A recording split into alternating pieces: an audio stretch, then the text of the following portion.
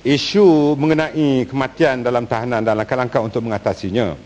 Saya ingin menjelaskan bahawa persoalan ini telah saya jawab dalam Dewan Yang Mulia ini pada 26 Jun yang lalu, dan saya ingin mengulangi sekali lagi bahawa dalam aspek pengurusan tahanan di lokap polis, peraturan yang digunakan pakai adalah berdasarkan pada kaedah-kaedah lokap 1958, Perintah Tetap Ketua Polis Negara, Perintah Tetap Ketua Polis Daerah, dan walau bagaimanapun ekoran daripada kejadian kematian dalam tahanan yang berlaku belakang ini, pihak kerajaan telah mengkaji semula peraturan-peraturan ini.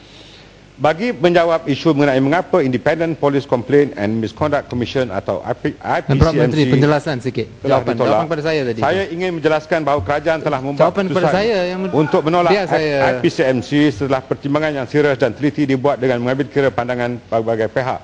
Kerajaan mendapati IPCMC yang dicadangkan sebahagian daripadanya tidak selari dengan perlembagaan persekutuan, bertentangan dengan konsep keadilan dan melibatkan pertindahan kuasa yang telah diberikan kepada agensi-agensi tersebut. Sebagai contoh, salah laku rasuah sewajarnya disiasat oleh SPRM dan tidak perlu oleh IPCMC menjalankan siasatan yang sama. Selain daripada itu, kerajaan juga berpandangan sekiranya satu badan pemantau hendak ditubuhkan, bidang kuasanya sepatutnya tidak terhad kepada PDRM sahaja, tetapi semua agensi yang menjalankan tugas-tugas penguatkuasaan. Oleh yang demikian, kerajaan telah menubuhkan Suruhanjaya Integrity Agensi Penguatkuasaan ataupun SIAP sebagai badan yang memiliki kuasa dan keupayaan untuk memantau salah laku semua pegawai dan anggota agensi penguatkuasaan. Saya menyeru ahli-ahli yang berhormat untuk memberi masa kepada pihak SIAP untuk menunjukkan keupayaan yang sebenarnya. YB Gelang Patah telah meminta penjelasan mengenai penahanan penganjuran Blackout 505 di bawah Akta Perhimpunan Aman. Untuk maklumat Dewan Yang Mulia ini, kerajaan tidak pernah menyekat kebebasan mana-mana pihak, dan dalam hubungan ini Akta Perhimpunan Aman, duduk kejap nanti saya beritahu. Akta Perhimpunan Aman 2012 telah digubal atas semangat untuk memberikan kebebasan sivil kepada rakyat, tetapi pada masa yang sama tidak mengabaikan kepentingan untuk memelihara keselamatan negara. Walau bagaimanapun, kebebasan yang diberikan ada haknya, dan sekiranya disalahgunakan, tindakan tegas berdasarkan undang-undang sedia ada boleh diambil terhadap mereka. Jika syarat yang ditetapkan dipenuhi, pihak pengajar boleh mengajukan perhimpunan tanpa apa-apa halangan. Penjelasan. Mohon laluan. Penjelasan. Saya nak bagi pada Ibu Barat tu. Terima kasih, terima kasih Yang Berhormat Menteri. Yang Berhormat Menteri, walaupun pendirian kerajaan adalah untuk tidak menubuhkan IPCMC, tapi dari apa yang kita lihat kebelakangan ini, dari 6 bulan ni, kematian di lokap tidak kekurangan. Dan saya juga telah semasa berbahas mengatakan ada satu kes di mana kematian di lokap di Kampah, di mana dia telah dikatakan telah dihantam oleh pihak polis dan, sehingga dia mati di lokap.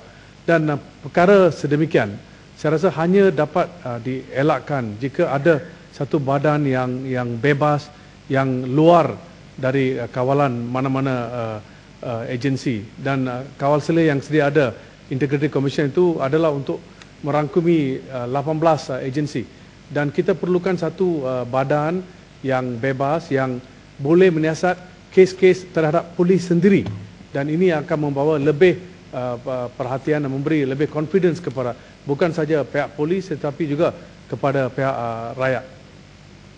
Yang Berhormat Menteri, tajuk yang sama, sedikit saja, tajuk yang sama, kematian dalam lokap. Terima kasih Danis yang dipertua dan kepada Menteri. Ini berkaitan dengan kes kematian Karunanidhi di Balai Polis Tampin pada 1 hari bulan Jun. Hari ini saya dapat sesalinan laporan Badan Siasat yang dengan jelas menunjukkan secara nyata beliau dipukul, dan ada hampir 60 bukti tanda kecederaan pada badan beliau, dan yang dilakukan dengan izin blunt object. Itulah perkataan yang digunakan oleh pakar Badan Siasat. Laporan ini diberi pada 14 hari bulan Jun, tapi sampai sekarang tidak ada apa-apa tindakan dari segi tangkapan ataupun pendakwaan pegawai-pegawai polis yang bertanggungjawab untuk tahanan beliau. Ini bukan kes yang pertama. Kita ada kes Kogan, kita ada kes Dharmendra, kita ada ini kes, dan dalam tiga-tiga kes ada pattern yang sama, di mana bila kejadian berlaku ada diketahui awam, terus pegawai polis, saya tak boleh sebut semua nama lah, tapi ini secara umum, beritahu pada awam, polis tidak buat apa-apa salah dan tidak buat apa-apa terhadap tahanan. Dalam kes ini juga. Tapi bukti yang dikemukakan dalam mahkamah ataupun dalam laporan dalam kes ini, macam kes laporan badan siasat, menunjukkan sebaliknya. So, sebab itu, banyak kali kita sudah utarakan keperluan satu badan bebas untuk menyiasat secara berkesan. Badan yang disebut tadi SIAP itu memang sudah wujud 3 tahun, tetapi kita tahu secara ini realiti dia, hakikat dia tidak berkesan. Sudah 3 tahun lebih, ya. So kita ulang sekali lagi, kerajaan harus mempertimbangkan semula sekali lagi peranan agensi ini dan memberi satu komitmen yang jelas bahawa mesti beri, kita perlu satu badan yang bebas, berwibawa, yang boleh siasat kes-kes macam ini dan pastikan sesiapa yang bertanggungjawab dibawa ke mahkamah. Kita tak sebut semua, ini adalah sebahagian kecil bad apples lah dalam PDRM, tetapi mereka mencemarkan image secara keseluruhan. Saya faham. Tan Sri Ketua, sikit je apa ni Bapak Menteri, bagi lain dah mau kata sini belah kiri. Sini.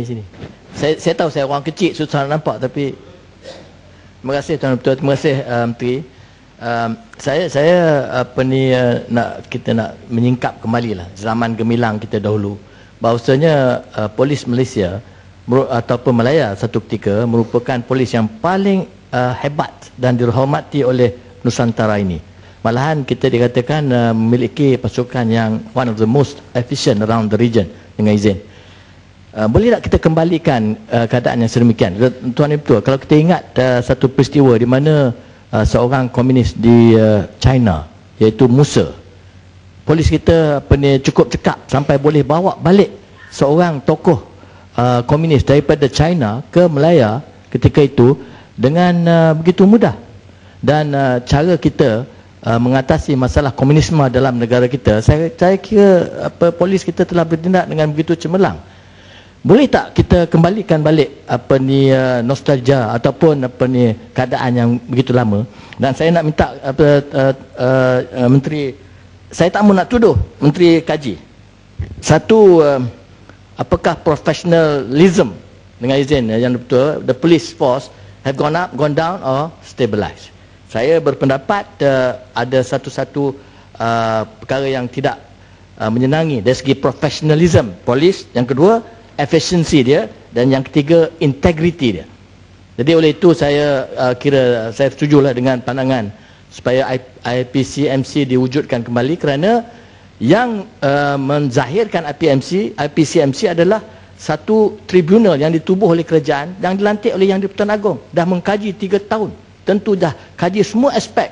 Tiba-tiba kerajaan kata dia ada satu benda yang baru, siap, yang dirasakan elok dijagakan semua Jadi Tuan Ketua, saya mohon saya serius lah, sebab kita nak kembalikan balik image polis dan seperti mana yang kita dapati di masa-masa silam. Terima kasih Tuan Ketua.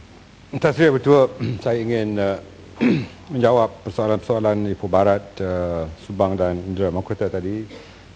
Saya fikir SIAP adalah juga sebuah badan bebas yang dianggotai oleh berbagai pihak, dan agensi kerajaan yang boleh menganggotai hanya SPRM saja. Artinya SIAP adalah sebuah badan bebas, dan insya-Allah di bawah 2 orang menteri baru di JPM yang dilantik, kedua-dua mereka akan menambahkan pegawai-pegawai penguatkuasa dan menambahkan bidang yang selama ini telah diaktakan di dalam SIAP berkenaan.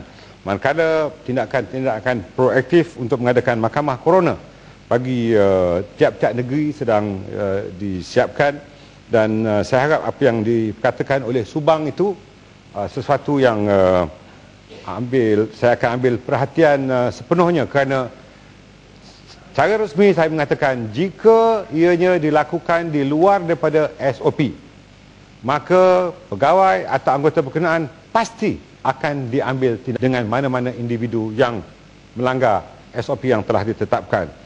Manakala Indra Mahkota membangkitkan tentang soal profesionalisme dan integriti, Hadirin Berhormat, inilah yang sedang dilakukan sekarang. walaupun tanpa cadangan daripada Yang Berhormat, ini yang sedang berjalan dan kami mempunyai penghormatan yang tinggi atas kebolehan Tan Sri Khalid Abu Bakar sebagai Ketua Polis Negara yang baru. Tan Sri betul saya ingin menyentuh beberapa perkara yang dibangkitkan oleh sahabat Bernam, Bintulu, Jerantut dan Jelebu, di mana perkara yang berkaitan dengan soal pembinaan balai-balai polis yang agak ketinggalan. Ini akan saya jawab secara bertulis. Begitu juga perkara yang dibangkitkan oleh Wabi Lipes, oleh Wabi Bintulu, Wabi Tanjung Piai mengenai beberapa perkara yang berkaitan dengan kemudahan infrastruktur yang mahu dibangkitkan.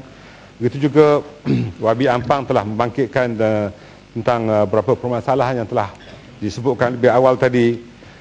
Selanjutnya Gelang Patah telah membangkitkan tentang soal-soal immigration dan juga pekerja asing. Ya. Menteri, sorry, saya ada bangkitkan satu kes spesifik yang Yang Mama Menteri dah beritahu jawapan bertulis. Tak, ini bukan ini kes spesifik yang kes Ken Morgan. Siasatan tentang juga kes oleh pembunuhan. Wabi Kuala Langat dan yang dibangkitkan oleh Pematang Pauh dan juga Wabi Kota Kinabalu. Saya akan memberikan jawapan-jawapan secara terperinci, secara bertulis kepada ahli-ahli yang berkenaan, termasuklah kes-kes AADK dibangkitkan oleh Kubang Pasu dan Pandan, dan juga kes-kes yang berkaitan dengan hal-hal kawalan penerbitan oleh YB-PJ Utara dan juga YB Puchong mengenai perkara-perkara yang telah disebutkan tadi. Tapi terima kasih Menteri. Datuk Ketua, kes spesifik yang dibangkitkan. Terima kasih Menteri. Saya jemput Kementerian Komunikasi dan Multimedia. Sila Yang Berhormat Menteri.